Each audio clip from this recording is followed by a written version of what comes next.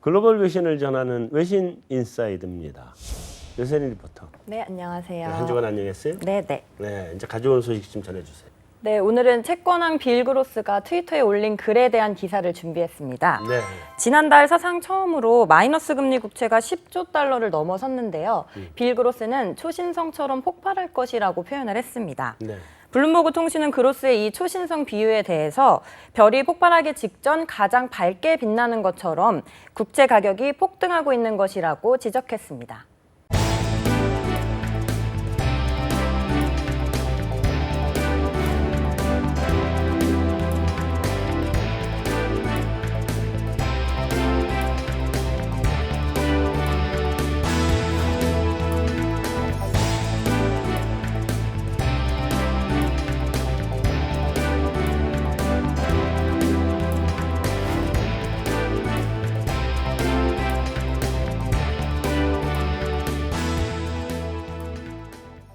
네, 먼저 브렉시트를 앞두고 있는 영국 그리고 독일과 일본의 국채 금리를 짚고 넘어가야 될 것 같은데요.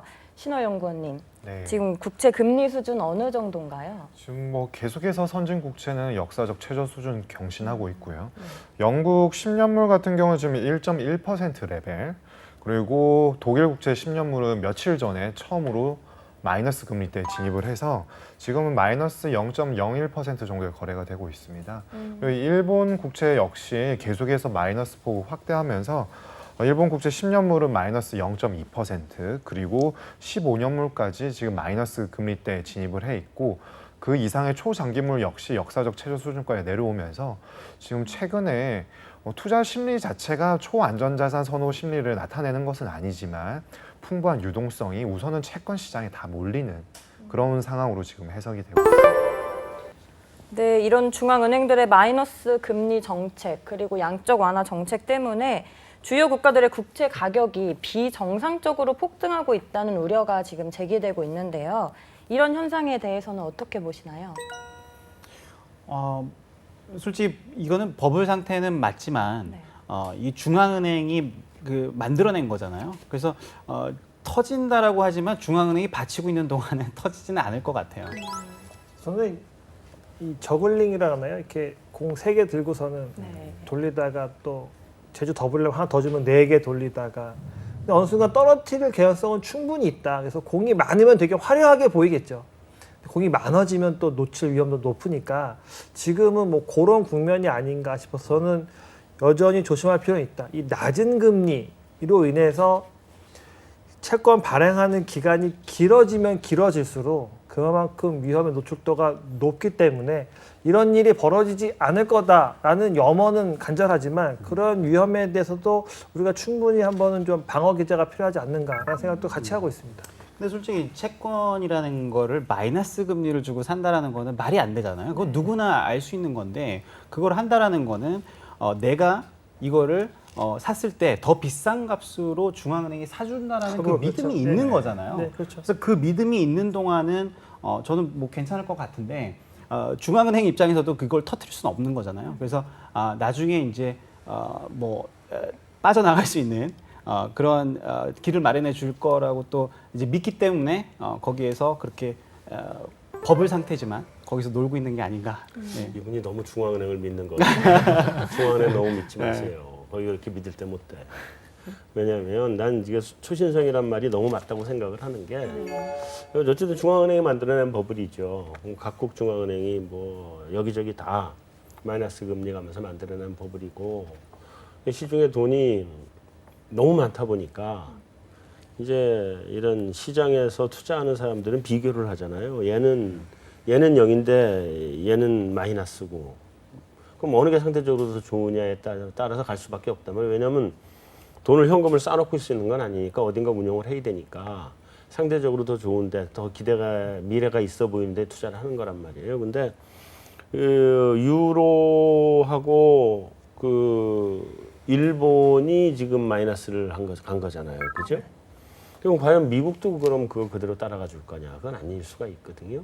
만에 하나 미국 경기가 갑작스럽게 회복되는 모습을 보이면 미국의 연준은 지금 미국에 우리가 적정금리라고 보면 한 3.5% 정도 아니냐 이렇게 보는 거 아니에요? 기준금리?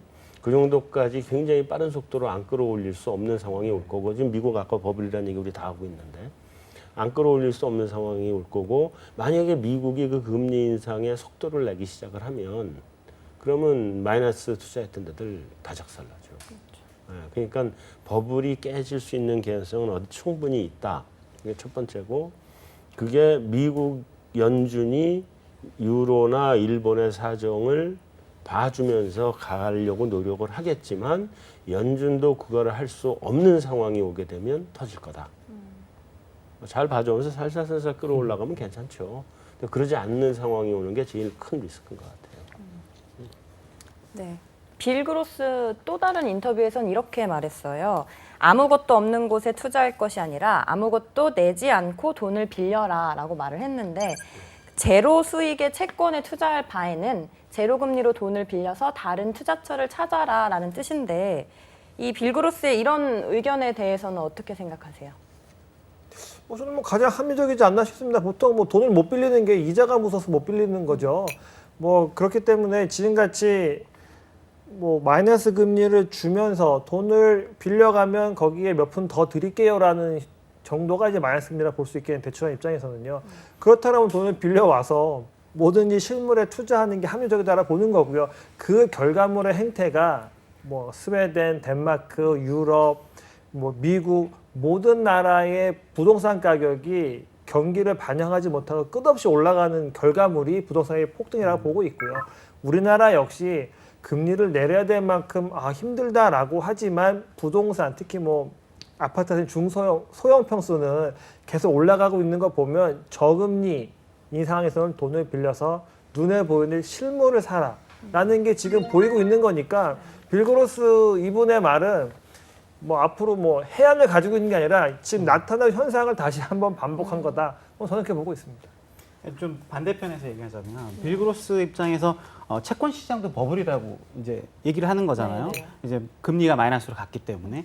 근데 그 지금 그 채권을 들고 끝까지 가게 되면 네거티브 캐리가 끝까지 가는 거잖아요. 근데 우리가 그거를 그러면은 돈을 빌려서 실물에 투자했을 때 포지티브 캐리가 내가 그거를 프로핏 테이킹 할 때까지 끝까지 간다라는 또 확신이 있어야 되는 부분이잖아요. 물론 그렇죠? 그렇죠. 예. 그래서 제가 만약에 지금 돈을 빌려서 주식 투자를 했어요. 근데 주식이 잘 가다가 마이너스가 나서 그 돈 갚을 돈이 없다면 그리고 부동산에 투자했는데 부동산이 어느 순간에 버블이 터져서 돈을 갚을 수 없다면 그것도 한번 생각해 봐야 되는 문제인 것 같아요. 그래서 이거는 그냥 단지 금리가 낮기 때문에 무조건 빌려서 실물 투자해야 된다. 그 실물이 뭔지가 되게 중요할 것 같고요. 그 실물을 투자했을 때도 나중에 내가 돈을 벌고 진짜 나올 수 있는지 그리고 그 돈을 갚을 수 있는지도 생각해 봐야 될 것 같아요.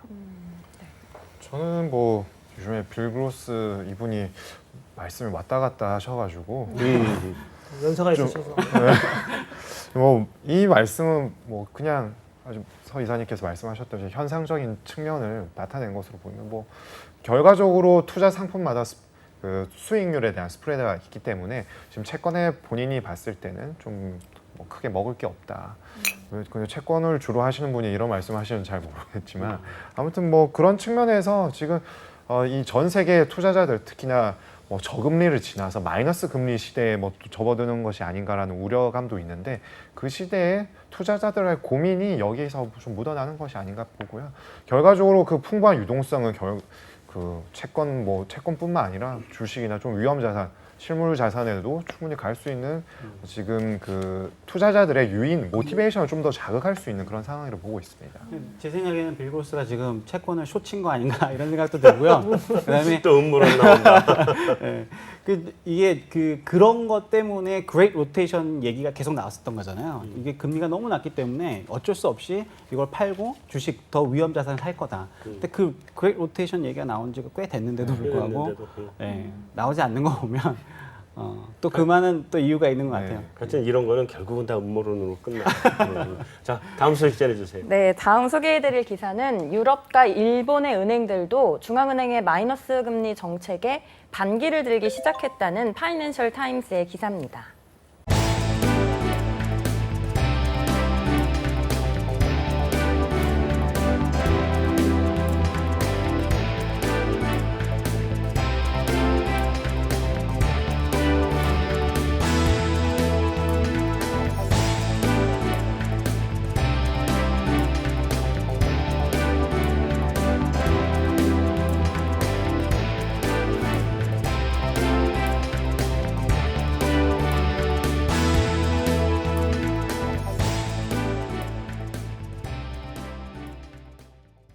네, 기사에선 유럽중앙은행이 계속해서 이 마이너스 금리를 더 오래 유지하거나 혹은 더 낮추게 되면 그 비용 절감을 원하는 많은 은행들이 결국은 자체적으로 현금을 보관하는 길을 선택하게 될 것이다라고 전망을 하고 있는데요.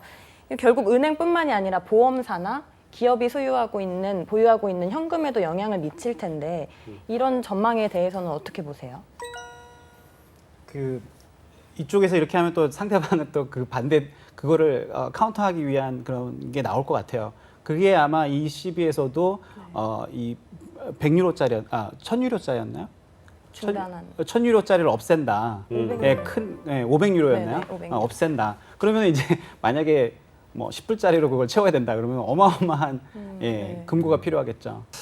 사실은 은행 입장에서 보면 은행이 거래에 자금을 내가 운반하지 않고 대신 기계를 통해서 운반해주는 기능을 가지고 있는 게 그걸 제외한다면 일반인 입장에서라고 보면 사실은 은행에 돈을 맡길 이유는 전혀 없어지는 거죠. 마찬가지로 은행 입장에서도 중앙은행에 맡겼더니 내 돈 자꾸 벌금으로 뺏어간다 그러면 심정적으로는 저 중앙은행에 맡길 만한 유인은 일반 은행에서 전혀 없는 거죠. 그러니까는 이거는 뭐 심정적으로는 충분히 이해는 간다.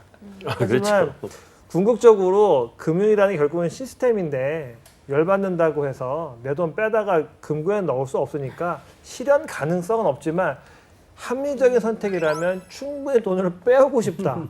그거는 뭐 제로의 여지는 없다. 저는 그렇게 보고 있습니다. 예. 네, 일본 은행들도 반격을 시작을 했다고 기사가 말을 하고 있습니다.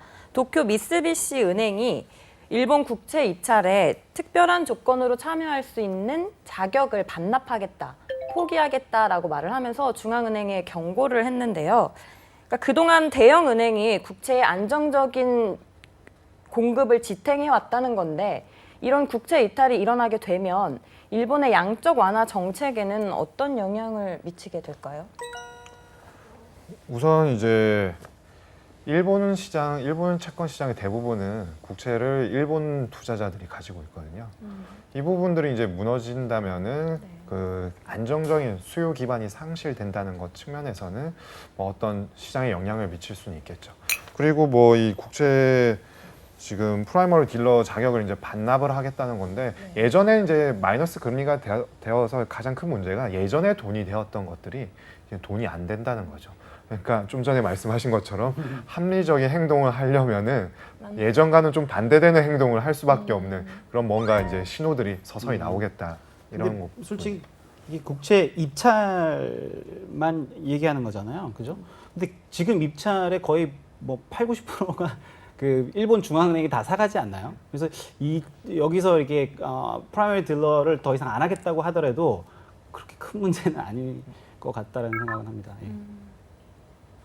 네, 미쓰비시 같은 경우에는 좀 의미가 있죠. 뭐 우리나라의 4대 시중은행 중에서 한 은행이나 뭐 증권사 같은 경우에 우리 프라이머리 딜러 안 하겠습니다. 이거 뭐 해봐야 돈도 안 되고 안 하겠습니다라는 것 자체는 되게 큰 의미가 있는 거죠. 그러니까 일본에서도 뭐 미즈호나 미쓰비시 뭐 넘버 1, 2를 다투는 뭐 이런 금융회사가 은행이 프라이머리 딜러 안 하겠습니다라는 거는 이거 해봐야 정말 아무런 의미가 없다라는 거니까 그만큼 채권 시장이 뒤틀려 버렸다라는 걸 보여주는 거니까 이건 저는 나름대로 함의는 충분히 있다라고 보여집니다. 말씀하셨던 것처럼 일본 채권 다 일본에서 대부분 소화해주고 시중은행, 중앙은행들이 다 끌어안아주고 있는 상황인데 여기서 발을 빼겠다라는 거는 채권 시장은 피로감만 높이지 돈 된 시장이 아니다라는 걸 되게 적나라하게 보여주는 거라는 측면에서 저는 좀 의미가 있다 저는 이렇게 보고 있습니다. 자, 오늘 준비한 순서는 여기서 다 마무리하도록 하고요. 공지사항이 하나 있습니다. 연합인포맥스가 이제 창립 25주년이 됐습니다. 그래서 인포맥스에서 뭘 준비하고 있다는 그러는 것 같아요. 세미나 준비한다 그러죠? 네, 네. 오는 23일 목요일입니다. 오후 3시 여의도 콘레드 호텔에서 한국 경제 어디로 가야 하는가라는 주제로 세미나가 진행이 되는데요. 참가 신청은 연합인포맥스 홈페이지를 통해서 신청이 가능하니까 많은 분들의 참석 부탁드립니다. 네, 여기 계신 분들 다 거기서 뵙는 걸로. 네. 현장에서 뵙기를. 뭐 어차피 다 여의도니까 잠깐 왔다가 그다음에 또 다시 출연해 주시면 되겠습니다. 바로 그날입니다. 네. 자, 수고하셨습니다. 네. 수고하셨습니다. 수고하셨습니다. 네.